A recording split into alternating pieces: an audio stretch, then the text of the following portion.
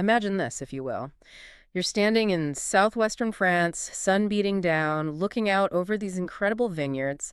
Grapes are just hanging heavy on the vine, almost ready for the 2025 harvest. Sounds pretty idyllic, doesn't it? Absolutely. Like a postcard. Yeah. Centuries of tradition, Hmm. just peace and quiet. Right. But beneath that beautiful surface, there's storm brewing. And Yeah. it's seriously threatening a way of life that's been built up over generations. So today, we're uncorking a really fascinating and maybe, yeah, a bit sobering story. It's about how global trade policies are really hitting one of the world's most iconic wine regions, Bordeaux. Yeah, and we're going to dig into the impact of these recent U.S. tariffs. It's not just about the French winemakers either. It ripples out. It Yeah. affects the whole interconnected world of wine. From those rolling hills in Europe all the way to maybe surprisingly vineyards right here in California, Hmm. it's definitely got more layers than you might think just looking at a bottle of red. Our mission here in this deep dive is to really try and understand the challenges these regions are facing. Like, how did this trade dispute even happen? And what's it mean for the producers, the distributors, and, well, ultimately for you, the person enjoying the wine? We've gathered some pretty compelling insights. And trust me, there's some surprising twists in this story. It really goes beyond just what's in your glass. It's quite something, isn't it? How Bordeaux wine, something so rooted in culture and history, becomes this focal point for global economic tension. It's more than just the wine itself. Exactly. It's a cornerstone of French identity, really. Yeah. A historical economic driver and, a global symbol of quality. For centuries, those fruity, robust reds, your Cabernet Sauvignon, your Merlots, they've gone everywhere. And the U.S. has always been a big part of that. Oh, absolutely. A crucial market. Just in 2024, the U.S. accounted for roughly 10% of Bordeaux's total wine exports. That's a lot of wine. Millions of bottles. A huge slice of their revenue. Okay, so let's unpack that. An industry just steeped in history, now facing some very, very modern problems. And the main one, the sort of dark cloud we mentioned. That's the 15% tariff on European wines and spirits. Right. Imposed by President Trump, effective August 7th, 2025. And for the winemakers, it just feels like a punch, doesn't it? Especially when they're already dealing with other stuff. Yeah, shifting consumer tastes, general economic pressures, it really is like a perfect storm brewing over those vineyards. And to get a real sense of that impact on the ground, let's think about someone like Laurent Dubois. He's 57, I think, ninth-generation winemaker. Ninth generation, wow. At Chateau de Bertrand in Reignac, north of Bordeaux. Yeah. He's looking out over his vineyard. It's about 130 hectares, exports to 25 countries, and you can just feel the frustration. He's seen ups and downs, presumably, but this is different. It feels different, yeah. His quote really sums it up, I think. He just said, "It's not my job to pay the Trump tax." And that sentiment, you hear it everywhere. They feel caught in the middle of something much bigger. Just trying to make wine, basically. Preserve their heritage. Exactly. Now let's get into the policy side, because this is where it really starts to bite. It wasn't just plucked out of thin air, this tax. No, it came from an executive order, further modifying the reciprocal tariff rates, July 31st, 2025. And this is part of President Trump's bigger trade strategy, right? More aggressive. Yeah, targeting nearly 70 nations, rates all over the place, 10% up to, 41%? The EU gets that baseline 15% on things like wine and spirits. And the pressure's still on. There are threats of more. Oh, yeah. Talk of levies up to 200%, unless the EU backs down on its own planned tax on American whiskey. It really does feel like this high-stakes game. But with real people's livelihoods, centuries of tradition kind of caught in the balance. Precisely. And that brings up the question, what's actually at stake here, economically speaking? It sounds like a lot. It is. The U.S. market just for French wines and spirits was worth $4.9 billion in 2024. 4.9 billion euros. Wow. And France makes up almost half of all EU wine shipments. So when Gabriel Picard, he's the president of the French Federation of Wine and Spirits Exporters, estimates these tariffs could cut sales by €1 billion. That's about $1.17 billion. Right. That's not just some number on a spreadsheet. It's a massive, massive hit to an industry that's already, running on pretty tight margins. It's a serious chunk of their income gone. And it's not just the famous Bordeaux Reds feeling this pinch, is it? What about other regions? Good point. Just north of Bordeaux, you've got the Cognac region, famous for its brandy. Right, cognac. They are facing a really unique problem because the U.S. isn't just a big market for them. It's basically the market. It accounts for, get this, 98% of their sales. 98%. That's unbelievable reliance on one market. It's staggering. And you see the immediate impact. Bertrand de Witas, He's a winemaker supplying Remy Martin. He saw his orders drop by 25% during a renegotiation back in May 2025. Just like that. Just like that. It shows how fast these policies hit home. For producers, distributors, everyone down the line. It's painful. And what makes this even tougher, you mentioned, is that these tariffs aren't happening in isolation. There were already underlying issues. Exactly. They're piling onto an already tricky situation. Wine consumption. Yeah. Well, it's been declining steadily, both in France and globally. It's not just a blip then. No, it feels like a real cultural shift. Yeah. Younger generations, they're just reaching for other things more often. Craft beers, spirits, those fancy non-alcoholic options that are popping up everywhere. Right. Health reasons, cost, maybe just changing tastes. All of the above. They're moving away from that traditional wine culture maybe their parents embraced. So the tariffs land right when the industry is already trying to figure out how to adapt.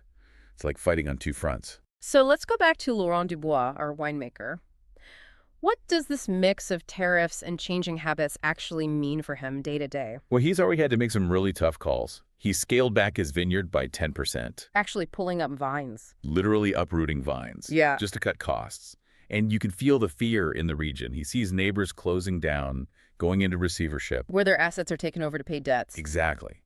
And he's left wondering, am I next? It's incredibly personal for these family businesses, generations of work. And this isn't just a French story, is it? The ripples go further. Oh, absolutely. It stretches across Europe. Look at Italy. Their Wine and Spirits Federation, Federvini, they've expressed deep concern.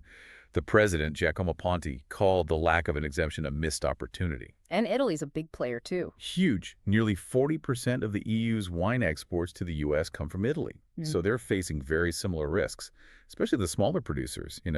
They often rely heavily on exports, tiny margins. They're incredibly vulnerable. Even the really big names, the iconic regions, are they feeling it too? Like Champagne? Even Champagne. They produce something like 300 million bottles a year, and the U.S. is their #1 export market, hands down. So they must be worried. Definitely bracing for impacts. Yeah. Natalie Doucet from Besserat de Belfond, she anticipates price hikes. A bottle that was maybe $50 could jump to $70 for U.S. consumers. Wow, that's a big jump. It is. Yeah. And you hear similar things from others, like Zymet. They basically said, look, we don't want to leave the American market. It's too important. But they might just have to raise prices to stay viable. It forces them to rethink everything.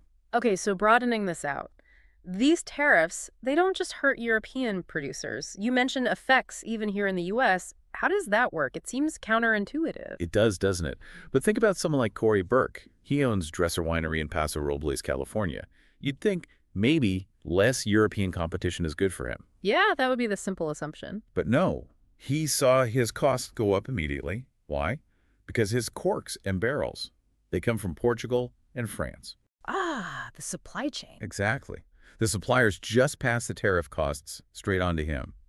He said every new French barrel suddenly cost him an extra $100 or $150. For a smaller, family-run place, that adds up fast. It's a direct hit.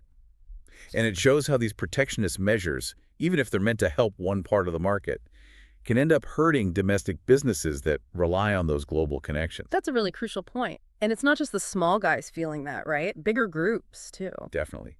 Take Napa Valley Vintners. They represent, 540 wineries? They rely heavily on imported corks, barrels, specialized equipment from Europe. So they're not happy either. Not at all.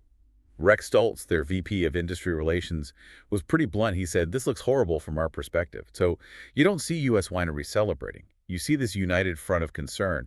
It really shows how interconnected it all is. Fragile, even. Everyone's tied into this complex web. Absolutely. So, okay, stepping back. What's the bottom line for us, for the consumer? Well, unfortunately, you're likely the one who ends up paying more. That bottle of Bordeaux, that bottle of Champagne, if it was $40, maybe now it's $45, maybe more. And for the higher-end stuff, probably an even bigger jump. Probably. It could make some of these fine wines less accessible. For a regular dinner or a special occasion, some producers are trying really hard to absorb some of the cost, trying to keep customers loyal. But that just eats into their profits, which you said are already thin. Exactly. It puts their long-term survival at risk. And what makes this whole situation maybe even more frustrating is this isn't the first time, is it? We've sort of been here before. That's right. It does feel like déjà vu. During Trump's first term, there were tariffs on European wines because of that whole dispute over aircraft Right, subsidies. I remember that. It hit French and Spanish producers pretty hard. It did. Before those tariffs were eventually lifted, thankfully. Yeah. So this feels like, yeah, an unwelcome replay. The big difference now might be the scale. These 2025 tariffs seem broader, hitting more countries, more products, fewer exemptions. Making the potential impact much bigger, much more severe. Potentially, yes. So what's the reaction been? Is there pushback? Oh, definitely. The EU, for instance, has been negotiating hard. Ursula von der Leyen, the Commission president, has hinted they might retaliate. Tariffs on U.S. bourbon, for example, Looking for tab. potentially. They seem to be holding off for now, hoping for diplomacy, maybe until August 2025. But the threat is there. And here in the U.S., you've got groups like Toast's Not Tariffs, lobbying like crazy for exemptions. Arguing it hurts American businesses, too. Precisely. And then there's legal action. VOS Selections, a New York distributor, actually filed a lawsuit challenging the constitutionality of the tariffs. They got a favorable ruling back in May, but it's on hold pending appeal. So the industry is fighting back on multiple fronts. They're not just rolling over, no. And despite all these huge challenges, you also get a sense of resilience, Yeah, innovation. absolutely. There's this deep-seated determination, especially in Bordeaux. Winemakers aren't just sitting around worrying. They're actively looking for new markets. Asia, Latin America. They're tweaking pricing, looking for efficiencies, streamlining operations. Trying to adapt. Constantly. Laurent Dubois, despite his worries, he still sounds cautiously optimistic. He said something like, there will be a price adjustment, but there's no expected market shutdown. That's hopeful. And you see creativity elsewhere, too. Like in Champagne, producers like Zymet are thinking about limited edition releases, special bottles, maybe unique blends to keep people engaged, offer something different. Finding new ways to provide value. Exactly. And crucially, many Bordeaux winemakers are doubling down on sustainability. Organic farming, water conservation, eco-friendly packaging. That's smart. It's not just good for the planet. It appeals to consumers, right? Especially younger ones. It's absolutely a strategic move. It connects with that growing desire for environmentally conscious products. It really shows their determination to not just survive, but to thrive in the long run. And we should remember, this whole wine tariff situation, it's not happening in a bubble, is it? It's part of a much bigger picture. That's a really important point. These tariffs are just one piece of a larger global trade shakeup.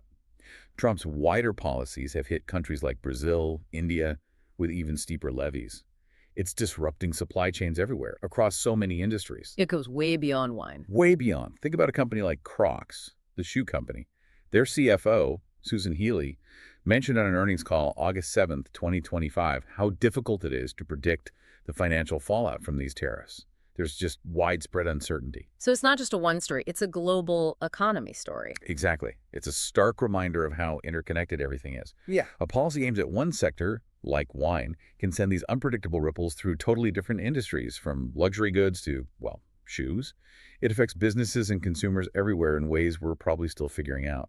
Okay, so we've really explored this perfect storm hitting Bordeaux. You've got the Trump tariffs colliding with already declining consumption and these broader economic pressures just adding to the weight. It's really testing centuries of tradition, isn't it? It absolutely is. A real test of artistry, business, and a whole way of life. And yet through all of that, what really comes through is this incredible determination, this resilience from the winemakers. Yeah, they're fighting not just for their businesses, you know?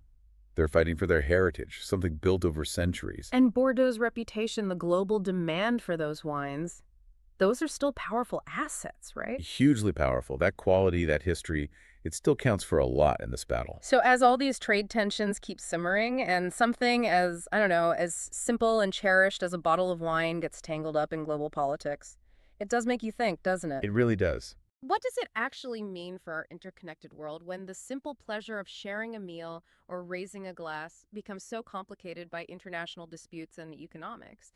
And maybe what other ripple effects are we going to see next? In our coffee, our clothes, our everyday lives, it's definitely something to mull over, maybe with your next glass, whatever you choose to fill it with.